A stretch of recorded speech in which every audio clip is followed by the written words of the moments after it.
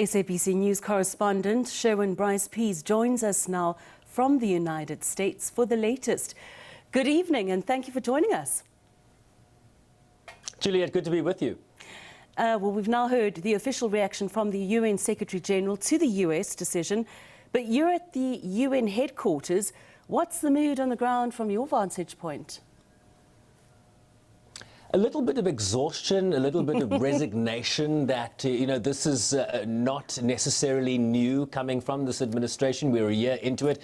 You'll recall, Juliet, of course, the massive cuts to USAID, and that, of course, affected the United Nations and NGOs, humanitarian organizations writ large across the world. But we also got early indications during President Donald Trump's first term, right? He withdrew from the Iran nuclear deal, known as the JCPOA. He withdrew from the Paris Climate Change Accord, which was then re-engaged by the Biden administration and then again withdrawn during President Trump's second term. The withdrawal from the World Health Organization happened last year, the withdrawal from the UN Human Rights Council, the UN Relief and Works Agency for Palestinian Refugees, UNESCO, and the list goes on. And so we now have a more expanded list, but it's not breaking news in a sense. These sort of things are now sort of built into expectations here. But I'll read you a quote from Stefan Dujarric. We pressed him, the media did after that statement by the Secretary General, and he said this: "The UN has a responsibility to deliver for all those who depend on us, and we will continue to carry out our mandates with determination." And so that's the quiet resignation, but also the quiet resolve that I'm referring to. There's also been subsequent statements from Simon Steele, for example. He's the Executive Secretary of the UN Framework Convention on Climate Change, one of these entities that the Trump administration has now withdrawn from. Understand that the UNFCCC is essentially a treaty that member states of the UN engaged in, and that creates the forum for these COP29, COP30, these annual climate change negotiations that happen in different countries in terms of, countries' national determined contributions in terms of climate mitigation. They've now withdrawn from this. But listen to the strong wording here from Simon Steele. While all other nations are stepping forward together, the latest step back from global leadership, climate cooperation and science can only harm the U.S. economy, jobs and living standards as wildfires, floods, megastorms and droughts rapidly get worse. It's a colossal own goal which will leave the U.S. less secure and less prosperous. But he leaves the door open. He says the door remains open for the U.S. to re-enter in the future as it has in the past with the Paris Climate Change Agreement. I also reached out to the former Executive Director of UN Women, Dr. Phumzile Mlambo-Ngcuka, South Africa's former Deputy President, because he's also withdrawn now from UN Women, right, one of the entities. She said this puts the women's agenda at risk. I hope the other member states will unite in their resolve to do what is right for women and girls. And it's that sentiment, Juliet, in terms of what are other member states going to do. We often talk about multipolarity in the context of the shifting political sands, geopolitical sands.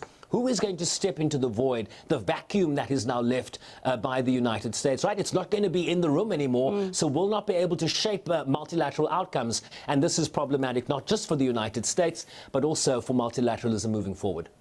Sherwin, how is the United States framing this decision, and what can we expect next from Washington? Well, the headline there would be America First, right, Juliet? I mean, essentially that is emblematic of everything you are seeing, be that domestically or on the international stage. But also think about how America First is impugning multilateral fora, not just here at the United Nations, right? Think about the G20 and how it sought to withdraw under South Africa's presidency of the G20. Think about how it is seeking to circumvent established rules of international relations and the rules-based order in its pursuit of Greenland under the purview of Denmark, which is a NATO member state, an EU member, and a close ally of the United States. They have cooperation agreements, but seeking to undercut that relationship.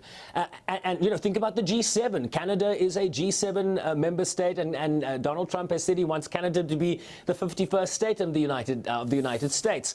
So this is not unique to the United Nations. Let me read you a little bit about what Donald Trump, the White House, has put out in terms of its decision-making here. They say that these withdrawals will end American taxpayer funding and involvement in entities that advance globalist agendas over U.S. priorities, or that address important issues inefficiently and ineffectively, such that US taxpayer dollars are best allocated in other ways to support relevant missions. So what are they talking about there? They're talking about issues like diversity, equity and inclusion. They're talking about gender equity. They're talking about climate change. You saw the President of the United States in the UN General Assembly last September calling it within the halls of the UN that climate change is a hoax and that renewables are a scam.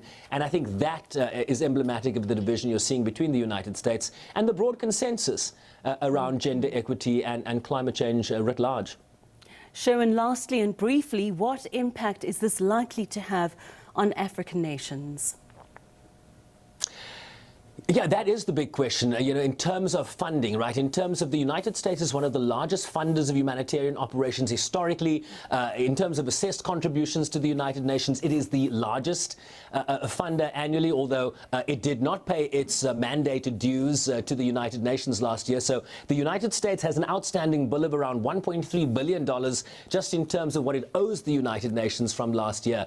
So the question becomes a financial one. What we have seen in the latest UN budget is the Secretary General and the Secretariat working very hard to circumnavigate the funding cuts that have become requisite in terms of these ongoing reforms, but seeking very much to prevent the programs and agencies and the work that the United Nations is doing in places like Africa, which represent some of the most vulnerable communities in the world. But I asked this question of Daniel Forty of the International Crisis Group, part of that conversation, and he says it's a little bit of a mixed bag. They're sort of trying to, wade through the weeds here in terms of how this is going to impact various agencies. Some agencies get more money, some get less. So, we'll have to see where the chips fall here.